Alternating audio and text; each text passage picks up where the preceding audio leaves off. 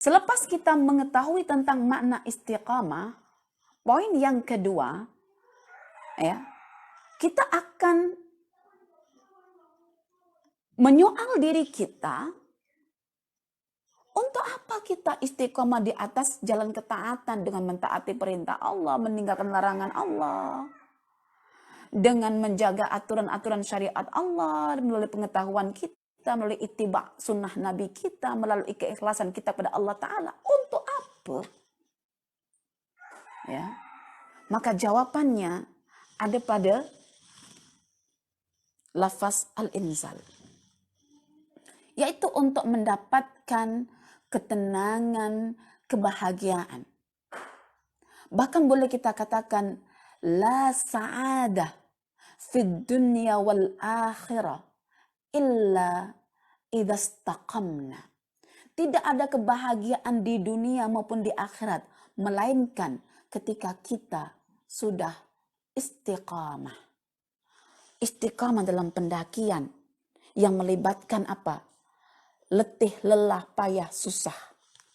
Itu namanya kebahagiaan. Ya, jadi tidak ada kebahagiaan di dunia ataupun di akhirat ini melainkan hanya ada pada diri orang-orang yang istiqamah. Istiqamah di atas jalan pendakian, pendakian menuju destinasi, yaitu Allahu Rabbul Alamin. Allahu Rabbul Alamin sebagai tujuan pendakian kita. Baik, disinilah kita memerlukan tafsir. Dan Ustazah membuka tafsir, ya, tafsir yang dikemukakan oleh Al-Imam Ibnu Qayyim dalam Muntaqa tafsirnya, bahwa kebahagiaan manusia ketika di dunia dan di akhirat itu dengan turunnya malaikat. Dan turunnya malaikat itu berada pada dua suasana. Suasana dekat dunia dan suasana dekat akhirat. Dua suasana ini malaikat akan turun. Menurut mufassir Zaid bin Aslam, bahwa malaikat itu akan turun pada diri manusia yang istiqamah ketika mereka masih hidup di dunia, ketika mereka berada dekat atas katil kematiannya. Wahum fauqa sariril maut. Jadi malaikat itu akan turun pada pertama suasana dekat dunia, di mana ketika orang yang istiqomah itu mengalami sakratul maut, naza, berada di atas katil kematiannya, malaikat turun. Masya Allah, perempuan-perempuan yang tengok saya hari ini masih hidup, tetapi wawasan pengetahuan tentang apa yang akan kita alami di masa yang akan datang, kita telah tahu melalui Al-Quran. Ya, kita akan mengalami sakratul maut, kullu nafsin dha'iqatul maut. Dan malaikat akan turun apabila kita sebagai seorang yang mustaqim, yang istiqamah tadi itu, dia turun untuk apa? Dia turun adalah untuk memberikan kabar gembira, untuk menghilangkan kesedihan, untuk menghilangkan ketakutan, untuk membahagiakan kita dengan kabar gembira yang belum menjadi kenyataan tapi akan jadi kenyataan. Bushra. Ya. Ketika saya menyaksikan satu video yang dikemukakan oleh Syekh Hasan bersama dengan Dr. Muhammad, ya, tentang perbincangan tentang Al-Quran mengenai surah ini, kata Syekh Muhammad Hasan, beliau kata begini, mengikut hadis, ya, mengikut perkataan Zaid bin Aslam itu, bahwa malaikat akan turun, dan turunnya malaikat itu disaksikan oleh kedua mata orang yang istiqamah itu. Jadi kalau Andalah orang yang istiqamah itu, Andalah yang akan menyaksikan sendiri turunnya malaikat bil ainain, dengan kedua mata Anda. Dan ciri Anda itu mendapatkan kabar keluarnya peluh yang membanjiri dahi. Peluh itu adalah bukti bahwa kita telah mendapatkan kabar gembira dari malaikat itu. Kabar gembiranya adalah kita akan mendapatkan surga Allah. Wa absyiru bil jannah. Kabar gembira yang kedua adalah Allah hilangkan kesedihan kita, ya, di masa lalu kita tentang keluarga kita, siapa yang nak jaga. Allah juga akan hilangkan juga ketakutan kita bagaimana nanti di akhirat itu. Bagaimana nak menerima sakratul maut itu. Nah, itu semua dibuang oleh Allah. Anda akan mengalami perkara itu, tapi syaratnya istiqam. Masya Allah. Baik. Itu pertama. Yang kedua, dalam tafsiran Ibnu Abbas dan juga yang lainnya, bahwa ketika manusia itu dimasukkan di dalam kubur dan nantinya akan dibangkitkan oleh Allah untuk dihimpun, ketika dia dibangkitkan itu malaikat turun. Masya Allah.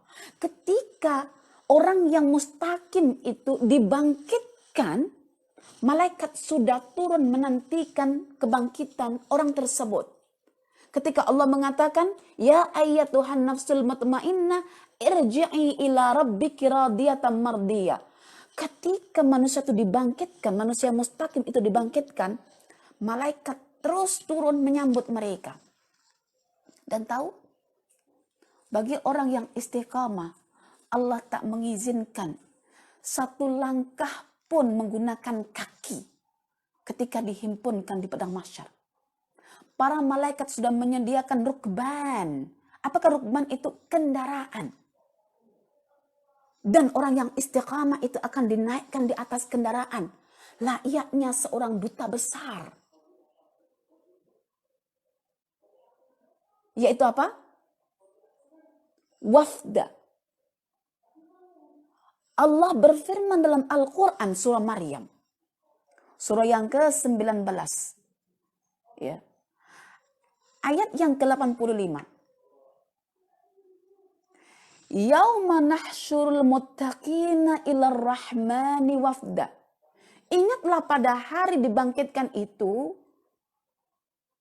orang-orang yang bertakwa, yang menjalankan perintah Allah, meninggalkan larangan Allah dengan istiqamah itu, akan disambut oleh para malaikat sebagai utusan, sebagai duta.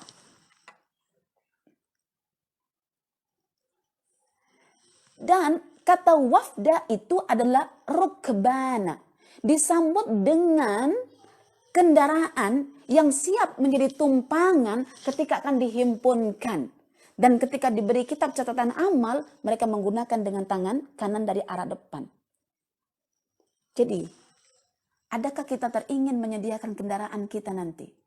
Kalau kita teringin tidak melangkahkan kaki kita, tapi ingin berada di atas tunggangan kendaraan itu, maka bersedialah untuk menjadi orang-orang yang istiqamah. Dengan ilmu pengetahuan, dengan ittiba sunnah, dan dengan keikhlasan. Keikhlasan dibina dengan ma'rifatullah. Ittiba dibina dengan mempelajari sunnah. Ya. Dan semua itu dibalut oleh bingkai ilmu pengetahuan. Di akhirat nanti akan ada golongan manusia yang kedua yang digiring oleh Allah ke padang mahsyar dengan menggunakan kedua kakinya. Di akhirat nanti ada golongan yang ketiga yang dihimpun oleh Allah di padang mahsyar dengan menggunakan kepala, muka sebagai kakinya. Masih ingat dalam surah Al-Mulk? Kepala dijadikan di bawah, kaki dijadikan di atas, maka sesat dan tidak sampai tujuan, sakit rasa. Masya Allah. Dan ketika manusia itu yang mustaqim tadi itu dihantarkan oleh Allah melalui kendaraan itu menuju surga, Allah berkata kepada mereka, alam tarda, adakah kalian belum rida lagi dengan tempat ini? Orang-orang yang istiqamah menjawab, wa kaifa la narda? Bagaimana kami tidak reda ya Allah, yang kau tempatkan kami dekat surga? Maka ketika itulah Allah mengatakan, ada satu benda yang lebih utama, yang kamu akan lebih reda daripada setakat apa yang kamu redai hari ini. Maka ketika itulah Allah membuka hijab tabir yang membatasi antara dirinya dengan hamba-hambanya di surga. Ketika itulah wujuhu yauma idzin nadhirah ila rabbiha nadhirah wajah-wajah mereka berseri-seri. Disebabkan karena mereka menyaksikan wajah Allah. Lilladzina ahsanul husna wa ziyadah. Bagi orang-orang yang melakukan keihsanan, maka mereka akan mendapatkan al-husna, yaitu surga, wa ziyadah, dan tambahan surga, yaitu apa? Menyaksikan wajah Allah. Saya teringat perkataan Al-Imam Al-Biqai dalam tafsirnya Nazmud Durar fi Tanasubis Suwar. Takwa level pertama adalah iman, Rabbunallah. Kemuncak takwa itu adalah al-ihsan. Apakah al-ihsan itu? Luzumut taqwa, sentiasa berada di atas jalan yang lurus sehingga dia mencapai maqam muhsin. Dan Allah mengatakan, lilladzina ahsanu, bagi orang-orang yang muhsin, al-husna, dia akan mendapatkan husna. Husna itu sebutan untuk surga, karena padanya ada kebaikan. Waziyadah, dan tambahan menyaksikan wajah Allah. Dan tahukah siapakah orang muhsin itu? Orang yang menyaksikan Allah walaupun mata tak menyaksikan tapi hatinya menyaksikan. Siapakah orang muhsin itu? Orang yang apabila orang lain menyaksikan dirinya, orang lain akan turut menyaksikan Allah. Dan orang yang beriman lalu melazimkan ketakwaannya, itu dikata sebagai aulia Allah. Dan siapakah wali Allah? Dalam hadis sahih disebutkan, aulia Allah humul ladzina yudhkarullah liru'yatihim. Para wali Allah adalah mereka yang apabila mereka disaksikan oleh ramai manusia, maka ramai manusia turut menyaksikan Allah. Dan Allah akan diingat.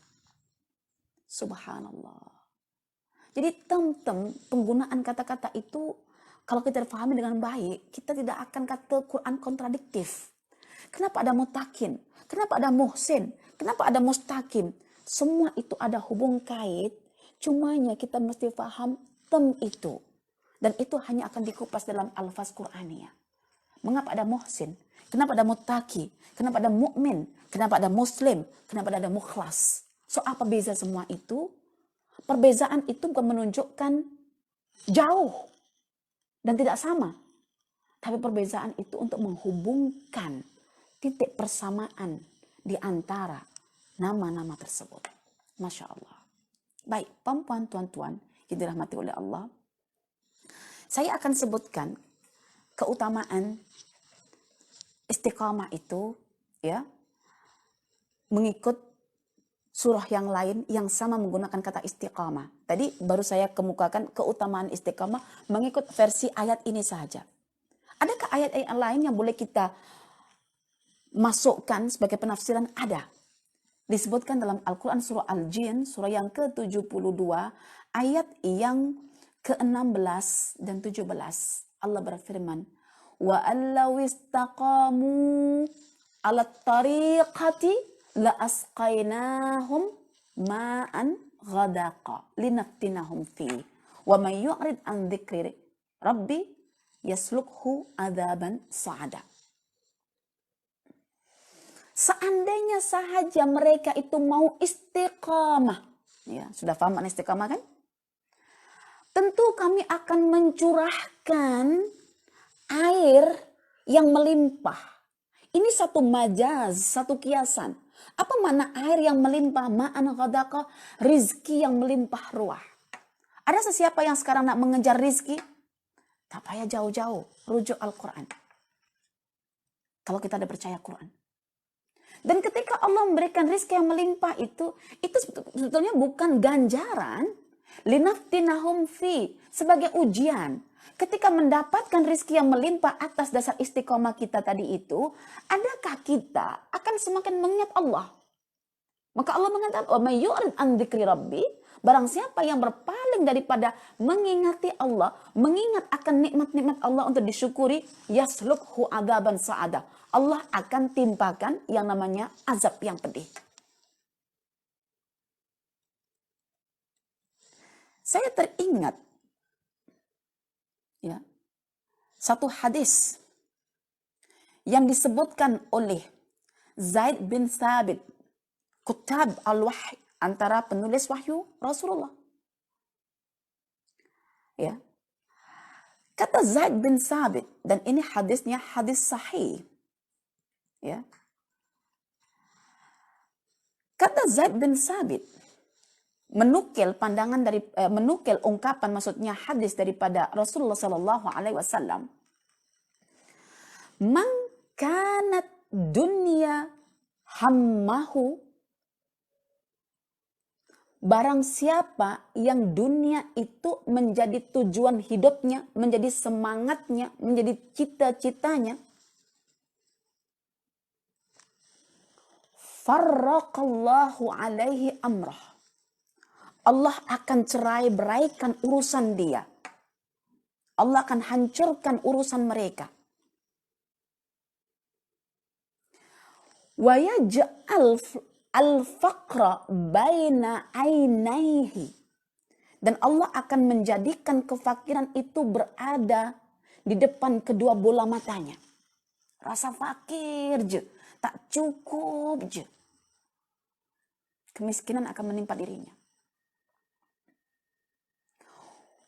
Walam ya'tihi minad dunya illa ma kutiba lahu, dan dunia tidak akan dihadirkan oleh Allah kepada orang tersebut, melainkan dunia yang telah ditetapkan oleh Allah di Lauhul Mahfuz untuknya sahaja. Wa man kanatil akhiratu niyatahu, barang siapa yang akhirat itu menjadi tujuan hidupnya, menjadi niatan hidupnya,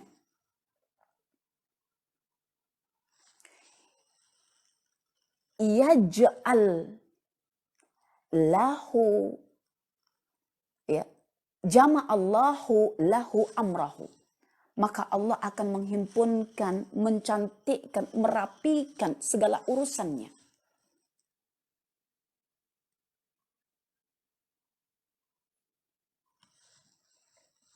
Kemudian Rasulullah katakan, wa atathud dunya wa hiya raghimah, dunia akan mendatanginya dalam keadaan hinanya, tunduknya di bawah kedua kaki orang yang istiqamah itu. Wa yaj'al ghinahu fi qalbi, dan Allah jadikan kekayaan itu ada dalam jiwanya. Masya Allah. Dunia datang raghimah. Perempuan tahu kata raghimah? Datang dengan hinanya, mengikut orang-orang yang istiqamah itu. Siapa yang tak mau diikuti oleh dunia dengan hinanya dunia itu? Adakah kita ini nak mengikut dunia dalam keadaan kita hina di bawah telapak kaki dunia itu? Ataukah kita maunya dunia mengikuti kita dengan hinanya dunia itu di bawah telapak kaki kita? Maka jadikanlah akhirat itu, akhirat, destinasi kita itu sebagai tujuan utama kita. Ribuan cita, ribuan tindakan, ribuan impian tidak akan berguna tanpa satu tujuan akhir, yaitu al-akhirah. Masya Allah. Baik, puan-puan, tuan-tuan yang dirahmati oleh Allah. Ya. Ini adalah perbincangan tentang keutamaan istiqamah. Nak dunia, istiqamah. Nak akhirat, istiqamah. Nak dunia mendatangi kita di bawah telapak kaki kita, istiqamah. Ketika dunia mendatangi kita, la tansa, jangan lupa. Ingatlah Allah atas nikmat tersebut sebelum Allah tarik balik nikmat tersebut. Masya Allah. Cantik sungguh. Seandainya kita faham tentang istiqamah. Bahkan Allah juga mengatakan dalam Al-Quran, surah Al-Ahqaf, surah yang ke-46, ya, ayat yang ke-13, ya. Allah berfirman begini. Innal ladzina qalu rabbuna Allah tsumma istaqamu fala khaufun 'alaihim wa lahum yahzanun. Sesungguhnya orang-orang yang telah mengatakan sesungguhnya Tuhan kami adalah Allah dan mereka istiqamah di atas jalan yang lurus, maka Allah akan buang kesedihan, Allah akan buang rasa ketakutan. Maka Anda semua boleh bayangkan ketika Anda diliputi ketakutan, lalu Allah hilangkan, bagaimana perasaan? Maka ketika Anda diliputi oleh kesedihan, lalu Allah buang kesedihan itu, bagaimana perasaan? Itulah kebahagiaan. Inilah keutamaan. Jadi bahagia jiwa dapat dengan istiqamah. Bahagia jasad pun dengan istiqamah. Dunia mendatangi kita. Bahagia dunia dan akhirat pun dengan istiqamah. Di mana Allah Ar-Rahman, Allah Ar-Rahim, Allah Al-Ghafur akan menyajikan hidangan yang teristimewa untuk orang-orang yang beristiqamah di atas jalan yang lurus, yaitu di surga nanti. Oke. Baik, perempuan-perempuan. Salah seorang sahabat ya, yang bernama Sofwan bin Abdullah As-Saqafi dari Bani Saqif pernah datang kepada Nabi Shallallahu Alaihi Wasallam untuk melayakkan pentingnya istiqamah di sini. Ketika dia datang pada Nabi, dia bertanya, dia meminta satu pandangan. Saya tak tahu kalau perempuan misalnya datang pada salah seorang ustaz atau ustazah, saya tak tahu apa bentuk pertanyaan puan-puan dan tuan-tuan pada ustazah itu yang mengusik pikiran perempuan. Saya pun tak tahu apa yang terusik, yang terlintas, yang menyoal-nyoal, yang terngiang-ngiang di telinga ataupun dalam hati terkait dengan masalah kehidupan. Saya tak tahu perempuan, tuan-tuan. Tapi yang saya tahu adalah sahabat ini, yaitu siapa tadi namanya? Sofwan As-Saqafi. Dia datang pada Rasulullah Shallallahu Alaihi Wasallam dalam hadis sahih riwayat Imam Muslim ya. Ya Rasulullah, qul li fil Islami qawlan la as'alu anhu ahadan ghairak atau ba'dak. Maka Rasulullah sallallahu alaihi wasallam berkata, fayaqul Rasulullah sallallahu alaihi wasallam, qul amantu billah thumma istaqim. Kata Sofwan As-Saqafi, wahai Rasulullah, tolong katakan kepadaku satu perkataan dalam Islam yang aku takkan pernah kata pada orang lain, yang aku takkan pernah tanyakan pada orang lain selepasmu nanti pun, dan aku akan pegang kata-kata itu untuk diriku. Tolong katakan ya Rasulullah. Kalau Anda sebagai seorang yang dirujuk ditanya begitu, Ustazah, tolong katakan padaku Ustazah, apa jenis perkataan yang boleh aku pegang, yang aku takkan tanya pada orang lain selain engkau, wahai Ustazah. Ustazah yang tidak membaca hadis Nabi pening kalang kabut, membuat rekaan-rekaan sendiri perkataan itu. Dan adakah yang lebih baik perkataan daripada perkataan Rasulullah yang menjelaskan tentang Al-Quran? Dia berkata, Rasulullah berkata, wahai Sofwan, katakan sekarang, katakan, amantu billah, aku beriman kepada Allah, thumma istaqim, lepas itu, tetaplah engkau berada pada keimanan itu, ya, pada ketaatan di atas keimanan itu, dan jangan berbelok-belok.